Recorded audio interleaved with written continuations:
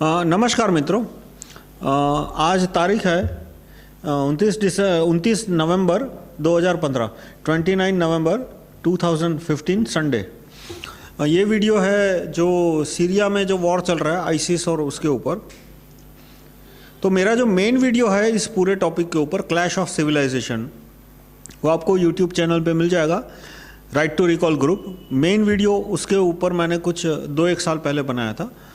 अब सीरिया के केस में ऐसा है कि जो ऊपर से जो दिख रहा है वो तो हम देख रहे हैं कि भाई रशिया आईसिस के खिलाफ लड़ रहा है। पहले हम देखते थे कि अमेरिका है वो आईसिस पे बमबारी कर रहा था। अब अंदर की हकीकत क्या है वो इन्फॉर्मेशन मेरे पास तो नहीं है, लेकिन मैं कहूँगा किसी के पास ठीक नहीं है। मतलब मीडिया में जो आ रहा है वो सब, पेड मीडिया में जो आ रहा है वो तो साफ दिख रहा है कि गलत है।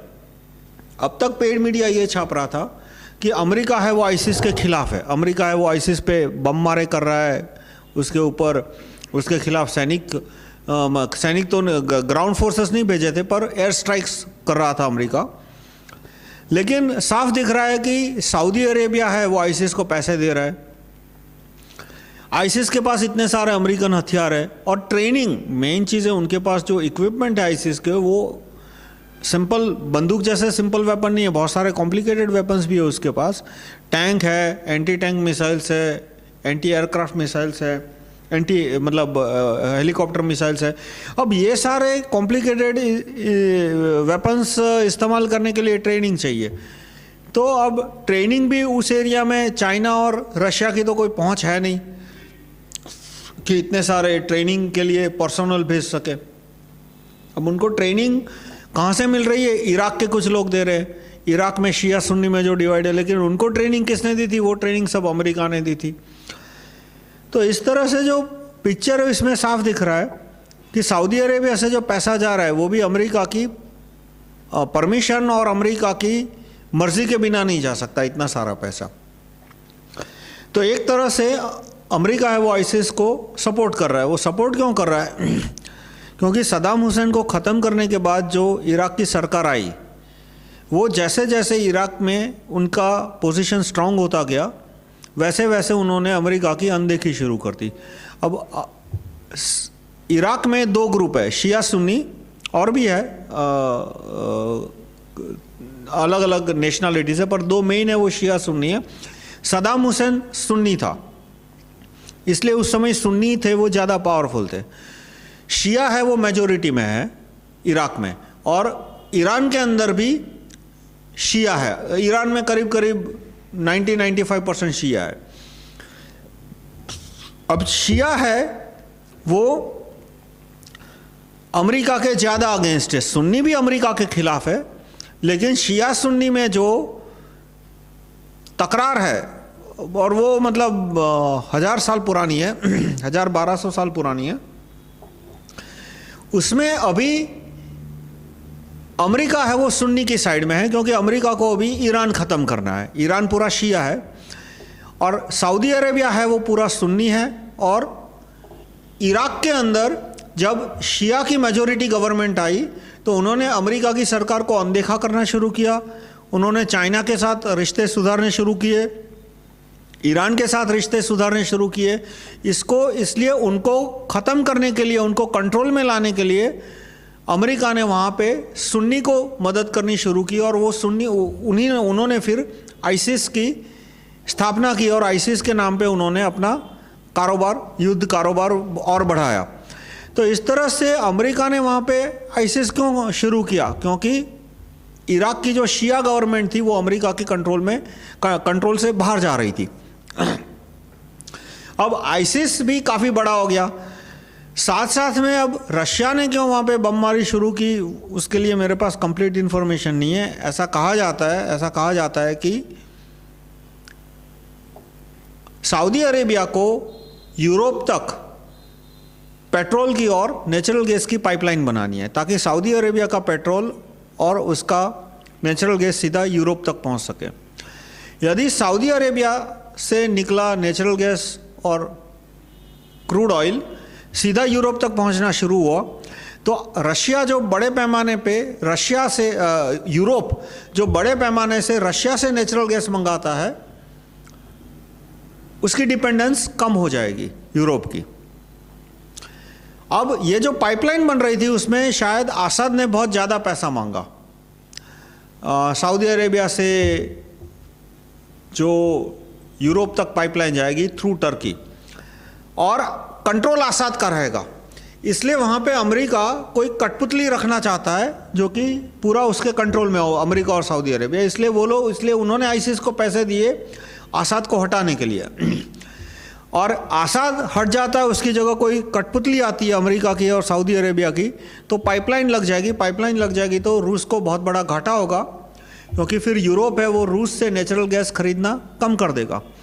इसलिए अमेरिका ने आईसिस को पैसा दिया कि भाई तुम सीरिया की गवर्नमेंट को ख़त्म करो, और तुम इराक की जो शिया गवर्नमेंट है जो हमारा कहा नहीं मानती, उसको थोड़ा परेशान करो, उस पर घौंस जमाओ, ताकि इराक की सरकार हमारे पास आए हथियार मांगने के लिए। जब वो हथियार मांगने के लिए आएगी तो हम उनसे अपनी शर्तें मनवा लेंगे। इसलिए आईसिस ने फिर सीरिया पे अटैक किया, और उसको बचाने के लिए फिर रशिया ने आईसिस पे अटैक किया।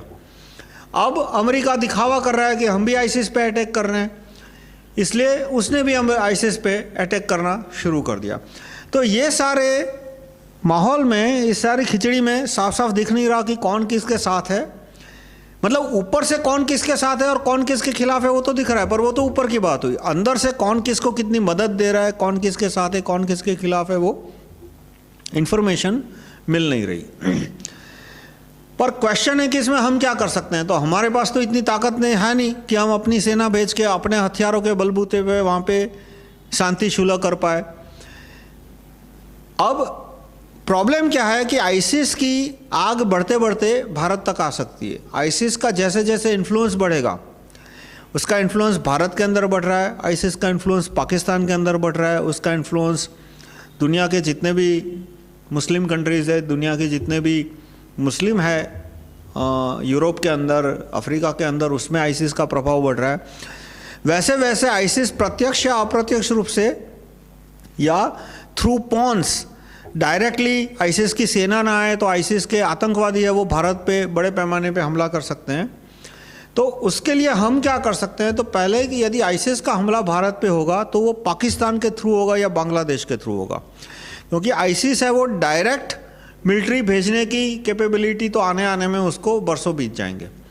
डायरेक्ट भी आ सकती है, पर मैं कहता हूँ मोस्ट लाइकली सिनारियो क्या है कि आईसिस की सेना या आईसिस के लोग यदि हम पे बड़े पैमाने पे अटैक करेंगे तो थ्रू पाकिस्तान करेंगे। पाकिस्तान उनको लैंड बेस देगा या बांग्लादेश उनको लैंड बेस देगा। वो हम कैसे रोक सकते हैं, उसके लिए हमें अपनी सेना मजबूत बनानी पड़ेगी, और उसके लिए हमें भारत के अंदर हथियारों का उत्पादन बढ़ाना पड़ेगा। मतलब नकली मेक इन इंडिया नहीं, जो नरेंद्र मोदी का नकली मेक इन इंडिया है वो नहीं। नकली मेक इन इंडिया क्या है कि भारत के अंदर अमेरिकी आके हथियार बनाया, भारत के अंदर इजराइल की कंपनियां के हथियार बनाया, भारत के अंदर फ्रांस की, ब्रिटेन की कंपनियां के हथियार बनाया।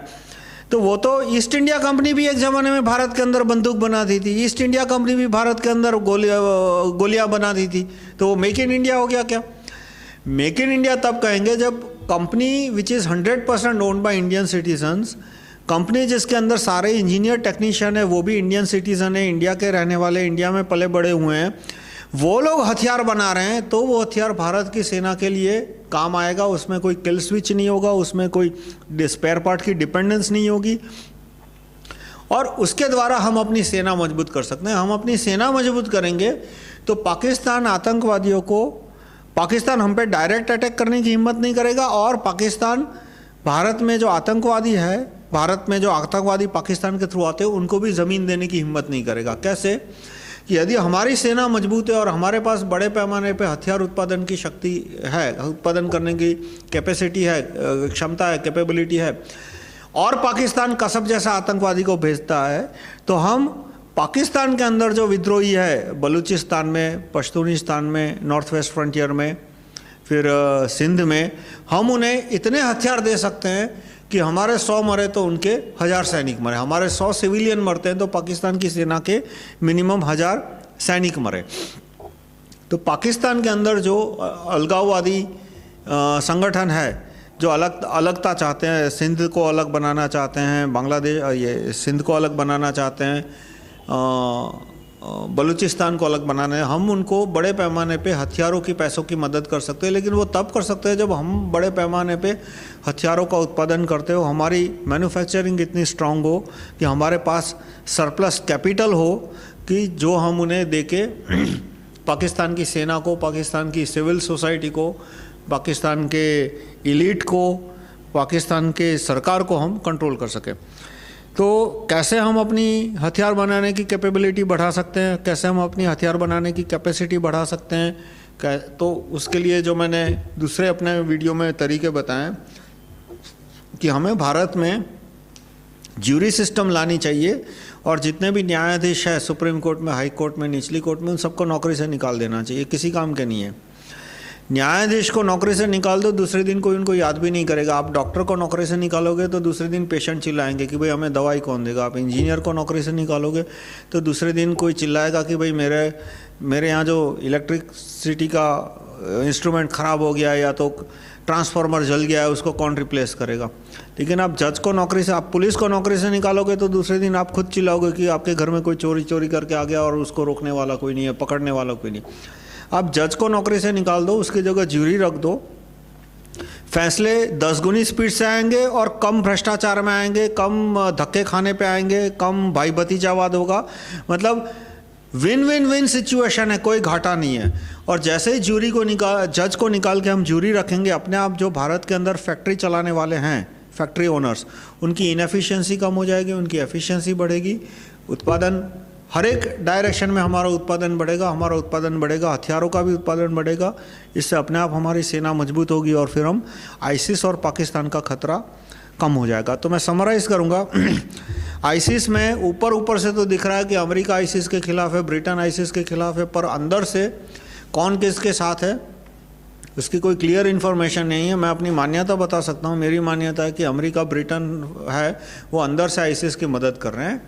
मदद क्यों कर रहे हैं? क्योंकि वो आईसिस का डर दिखा के दूसरे देशों को, भय दिखा के दूसरे देशों को अपने वश में करना चाहता है। कि जैसे कि मैं पुलिस वाला हूँ और आप व्यापारी हो, तो मैं सीधा तुम्हारी ऑफिस दुकान पे आके यदि पैसे निकलवाता हूँ तो बुरा लगता है। इसलिए मैं यदि पुलिस वाला हूँ तो मैं क्या करूँगा, मैं किसी गुंडे को कहूँगा कि जाओ भाई वो व्यापारी है, उसकी ऑफिस में जाके कांच फोड़ दो, उसके कस्टमर की पिटाई कर दो।